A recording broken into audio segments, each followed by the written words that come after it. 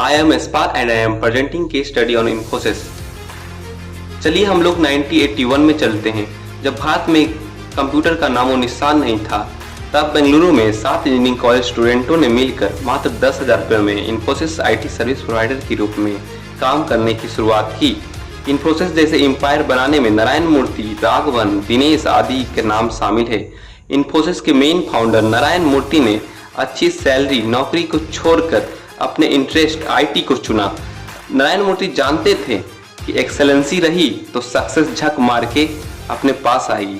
नारायण मूर्ति ने IIM अहमदाबाद में computer की डीप लर्निंग नॉलेज पाने के लिए एसोसिएट के रूप में काम किया, जहां उन्हें मात्र 600 रुपये महीना तनख्वाह दिया जाता था। आईटी सीखने के बाद नारायण मूर्ति ने सॉफ्टनिक कंपनी की शुरुआत की, जो 2 साल में ही फैल हो गई। यही नहीं, जब नारायण मूर्ति बल्गेरिया काम करने के लिए गए थे तो इन्हें बहुत जिल्लत झेलनी पड़ी। इन्हें झूठे आरोप लगाकर कई दिन जेल में रखा गया और मारा पीटा गया। उसी दिन नारायण मूर्ति ने ठान लिया कि हम सब बराबर नहीं हैं, इस दुनिया में सिर्फ कैपिटलिस्ट का सिक्का चलता है। और उसी दिन नारायण मूर्ति ने ठान लिया, उनकी सोच कम्युनिस्ट से कैपिटलिस्ट बन गई। 1983 तक इन्फोसिस के पास कंप्यूटर तक नहीं था। LPG पॉलिसी 1991 से पहले बिजनेस एक अनफ्रेंडली चॉइस था। कंपनी का रजिस्ट्रेशन करना या टेक्नोलॉजी लाना, दूसरे देश से बिजनेस रिलेटेड किसी काम को करना, एक लंबी फॉर्मेलिटी निभानी पड़ती थी। यूएस मार्केट में घुसने के लिए इन्फोसिस ने सैलमन एसोसिएट से ज्वाइंट वेंचरशिप की, लेकिन ये ज्वाइंट वेंचरशिप कुछ साल ही चली और सैलमन एसोसिएट इन्फोसिस से अलग हो गई। इन्फोसिस फिर वहीं पहुंच गई जहां 8 साल पहले इन्फोसिस ने शुरुआत की थी।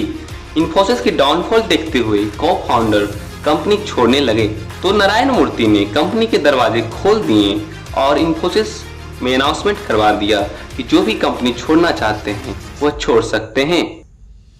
इन्फोसिस कंपनी पूरी तरह से टूट चुका था। कहते हैं ना, वहां तूफान भी हार जाता है जहां कश्तियां जीत पर होती है। नारायण मूर्ति ने हमेशा चैलेंज को एस्केप नहीं, फेस किया है। क्राइसिस में हमेशा कमबैक किया है। धनतेरस के दिन जब पूरी दुनिया सोना खरीदती है, उस दिन नारायण मूर्ति ने अपनी कंपनी के एम्प्लॉय को सैलरी देने के लिए पत्नी के सारे सोना और जेवरात बेच दिए। नारायण मूर्ति का कहना था, इन्फोसिस कंपनी तब सबसे मजबूत होगी जब इन्फोसिस अपने कर्मचारियों के साथ कंधे से कंधे मिलाकर खड़ा रहेगा। जब इंडियन मार्केट खुली 1991 में, इन्फोसिस ने अपनी तेज रफ्तार पकड़ ली। मात्र 3 साल में IPO लॉन्च कर दिया। इन्फोसिस का IPO अनसब्सक्राइब रह गया, पर मॉर्गन स्टैनली ने कंपनी में दम देखते हुए उसे बचा लिया। मॉर्गन स्टैनली के एंट्री होते ही इन्फोसिस के शेयर ने 60% अप के साथ सारे रिकॉर्ड तोड़ दिए और आज फाइनेंशियल ईयर 24 और 25 में इन्फोसिस कंपनी की रेवेन्यू $10 बिलियन हो गई है। मार्केट कैपिटलाइजेशन $8 ट्रिलियन हो गई है।